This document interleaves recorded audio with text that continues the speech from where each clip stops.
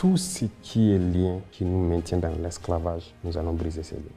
Que vous donnez-vous aux Russes très concrètement pour qu'ils soient là? Est-ce qu'ils prennent des minerais? Comment vous les payez? Est-ce que vous êtes en train de vendre une portion du territoire? C'est quoi? Si c'était ça le deal, de quitter vraiment un maître pour un autre, on préfère mourir. Parce que quand on dit la patrie ou la mort, ça a tout son sens. Non, ce n'est que du média mensonge encore. Et malheureusement, on avait même vu des chefs d'État qui sont tombés dedans, qui sont allés raconter du mensonge, soit disant qu'on a donné des mines à des Russes, à notre partie sud. Archi faux. Il n'y a rien de donné aux Russes. Archi faux. Même pas une mine. Pourquoi donner? Si les Russes veulent une mine, on a le code minier. Ils viennent s'intégrer dedans. On leur donne le permis, ils payent les impôts et ils font tout ce qu'ils doivent faire comme les autres. Monsieur le Président, qu'est-ce qui s'est passé? Pourquoi décider de sortir de la CEDEAO? Merci. C'est à l'issue d'une analyse profonde. Et je pense que cette organisation est née en 1975, si je ne me trompe. En 1975, en effet. Avec des chefs d'État, pour la plupart militaires d'ailleurs. En tout cas pour ce qui concerne l'AES, ils étaient tous militaires. Absolument. Je pense que c'était une volonté donc d'intégrer les peuples, de faire de l'épanouissement de l'économie, de la solidarité, de l'entraide, en tout cas des vertus panafricanistes qui ont conduit donc les chefs d'État à créer donc cette organisation. Malheureusement, au fil du temps, l'organisation a perdu ces valeurs-là. Et aujourd'hui, le constat est clair. Et je pense que depuis plus d'une décennie, les républiques sœurs du Mali, du Niger sont en guerre contre le terrorisme. Et au Burkina, bientôt près d'une décennie, on est en guerre. Cette organisation qui était censée donc créer l'entraide, la solidarité, nous n'avons jamais reçu d'aide venant de cette organisation. Aucun soldat, aucune logistique, aucune compassion. Mais, Monsieur le Président, on a envie de dire, on comprend que ces derniers temps, les relations ont été particulièrement difficiles, qu'avec ce qui s'est passé, les coups d'État qu'il y a eu dans ces différents États que vous venez de citer, le Mali, le Niger et le Burkina, vous ayez envie de partir. Et les gens se disent, est-ce que ce n'est pas en réaction au fait qu'ils n'acceptent pas que vous ayez perpétré des coups d'État, que vous partez et que vous vous dites, bon, mais puisqu'ils n'acceptent pas, on s'en va. Les coups d'État, on ne les fait pas parce qu'on le veut. C'est cette manière de voir les choses qu'il faut changer. Vous êtes d'accord avec moi que d'abord ces États en crise, pour faire un coup d'État et assumer ses responsabilités, c'est très lourd. Mais si on le fait, c'est parce que nous avons une envie d'amener nos peuples donc vers une certaine souveraineté, parce que nous connaissons l'origine de cette crise. Et je pense qu'on devrait être accompagnés. Les gens sont fiers de citer, il y a tant de millions de déplacés dans ces contrées-là. Mais qu'est-ce que vous faites pour les aider? Rien. Est-ce que vous avez le sentiment que c'est les militaires qui sont plus susceptibles de régler ces problèmes-là que les politiques, les civils? C'est votre sentiment? Tout le monde pourrait le faire. Mais comment l'expliquer que ce soit les militaires qui prennent la main et qui disent on ne veut plus de civils? Non, les militaires n'ont pas dit qu'on ne veut plus de civils. C'est par devoir de patriotisme. Lorsque la nation est en péril, à un moment donné, il faille prendre des décisions importantes. S'il se trouve que ce sont les militaires qui ont eu le courage de prendre ces décisions, eh bien, c'est ce qui est là.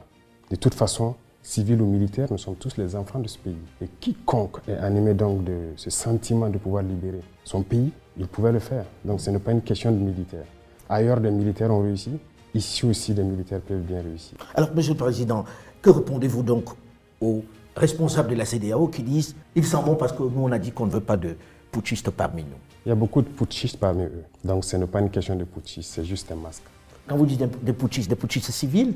Il y a des putschistes militaires au sein de la CEDEAO qui aujourd'hui se réclament démocrates. Des civils, il y en a. Il y a pire que des putschistes. Il y en a qui tuent, qui bâillonnent leur peuple sous le silence. La CEDEAO ferme les yeux, les oreilles. Il y a plein de putschistes au sein de la CEDEAO. Monsieur le Président, on dit, ok, nous quittons la CEDEAO avec effet immédiat. Le Burkina Faso, le Niger et le Mali. On quitte avec effet immédiat.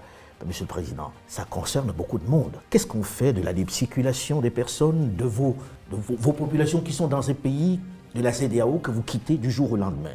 Comment ça va se passer exactement? Parce que les textes disent qu'il faut au moins une année pour pouvoir mettre tout ça en œuvre. Or là, vous dites non, c'est fini maintenant. Oui. D'abord, vous dites les textes disent. Mais eux-mêmes n'ont jamais respecté leurs textes. Ça se fait à la tête du client, c'est ce que nous avons remarqué. Les sanctions infligées au Niger, ça n'existe nulle part dans les textes. Donc les premiers qui violent ces textes-là sont ces soi-disant démocrates. Nous quittons, mais nous restons panafricains. N'importe qui en Afrique, un Africain qui veut venir au Burkina, il est le bienvenu chez lui. A priori, mais dans le sens contraire, ça va être compliqué. Quelqu'un qui est au sein de l'AES, on va en parler de l'AES dans un instant, quelqu'un qui est au sein de l'AES, on peut lui dire il ne peut plus aller au Burkina, il ne peut plus aller en Côte d'Ivoire, il ne peut plus aller au Ghana. Ça devient un peu plus compliqué pour ceux qui font leurs affaires là-bas. Nous verrons et nous saurons quelles mesures prendre en temps opportun. C'est bien réfléchi, Monsieur le Président, ce départ de la CEDEAO? Bien sûr, très bien réfléchi. Ce n'est pas un coup de cœur, ce n'est pas un coup de colère.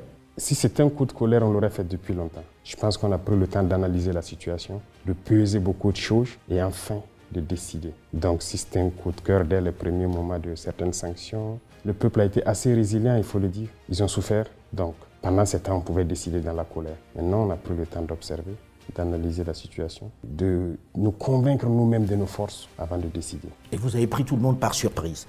Autre élément dans on va dire cette nouvelle façon de dessiner l'Afrique de l'Ouest, l'AES, l'Alliance des États du Sahel. Monsieur le Président, est-ce viable l'AES? Sur le papier, c'est très très séduisant, mais est-ce viable? Vous savez très bien que c'est plus que viable. Vous savez, pendant longtemps, on a maintenu nos peuples dans une certaine philosophie, tendant toujours à nous faire croire que nous ne pouvons rien sans les autres. Aujourd'hui, notre mission à nous, c'est d'éveiller les consciences. Vous le faites très bien d'ailleurs, et j'apprécie beaucoup. Il faut qu'on arrive à éveiller les consciences, que les jeunes se rendent compte de ce qui se trouve chez eux. Une organisation pareille, il faut d'abord se rendre compte de ses forces, peser ses faiblesses, et à l'issue de cette analyse, vous décidez. L'AES est très bien viable. Que ce soit en termes de regarde les économies, Monsieur le Président, si je vous permettez, c'est des économies qui sont très intégrées. Vous produisez la même chose, vous faites exactement la même chose. Qui va vendre à qui? Comment ça va commercer? Et qu'est-ce qu'on fait du fait que ce ne sont pas des pays qui ont au moins une ouverture sur la mer? Les chiffres, c'est une chose. L'économie aussi, vous savez, nous sommes là il y a très peu de temps. Mais l'économie a été, je dirais, un peu déchirée par des régimes passés. Sinon, nous devrions avoir des économies très fortes aujourd'hui. C'est ce que je dis, en analysant nos forces, on se rend compte que nous ne devrions pas être à cette étape. On devrait être beaucoup loin.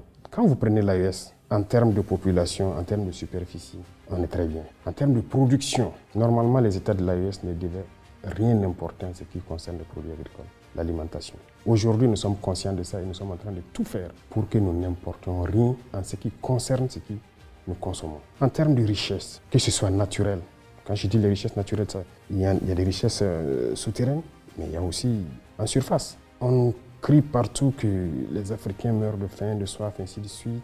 Des projets inventés par-ci, par-là, par exemple pour nous donner de l'eau potable. L'AES est une grosse réserve d'eau souterraine, et même en surface. En termes de ressources minérales, on n'a rien à envier à quelqu'un. Et dans la nature, quand vous prenez des produits comme, j'aime le dire, le karité, c'est une richesse naturelle. Nous ne l'avons pas planté, c'est Dieu qui l'a donné. Mais c'est très riche. Les gens le prennent, ils le transforment. Donc nous sommes conscients de nos potentialités. L'AES n'a rien à envier à quelqu'un. Pour vous, l'AES peut se suffire, être un ensemble intégré qui fonctionne normalement? Parfaitement. Monsieur le Président, lorsque l'on regarde la démarche qui vient d'être entreprise par ces trois États, très concrètement, on écoute un peu partout le fait qu'il y a besoin qu'ils soient en train de travailler avec d'autres sur un sujet qui est le sujet le plus important aujourd'hui, la sécurité. J'ai envie de demander, Monsieur le Président, aujourd'hui, vous êtes là depuis un certain temps déjà, ça fait plus d'1 an, quel est votre bilan dans le domaine de la sécurité? Avant qu'on ne parle de ces trois États, une bonne partie du territoire est encore entre les mains des terroristes. Qu'est-ce que vous avez pu faire depuis que vous êtes là, dans ce domaine-là? Très bien. C'est la priorité en fait pour nous. Comme vous avez dit, ces terroristes, c'est tuer, brûler, déplacer les populations, s'accaparer des terres. Mais je peux vous dire à l'instant T, comme je le disais dernièrement, il n'y a pas cette portion du territoire où nous voulons partir et que nous ne pouvons pas partir. Aujourd'hui, vous allez sur tout le territoire? Partout. Des territoires qui étaient sous contrôle, si on peut le dire, depuis 3 à 4 ans, nous mettons pied. Mais pourtant, on parle de plus d'attaques qu'autrefois lorsqu'il y avait des armées étrangères sur le territoire. Ah oui? Vous êtes sûr? Plus d'attaques, c'est relatif. Aujourd'hui, nous sommes à l'offensive pour la plupart des zones. Nous ne sommes plus dans une posture de défense. Nous partons vers l'ennemi, nous cherchons l'ennemi.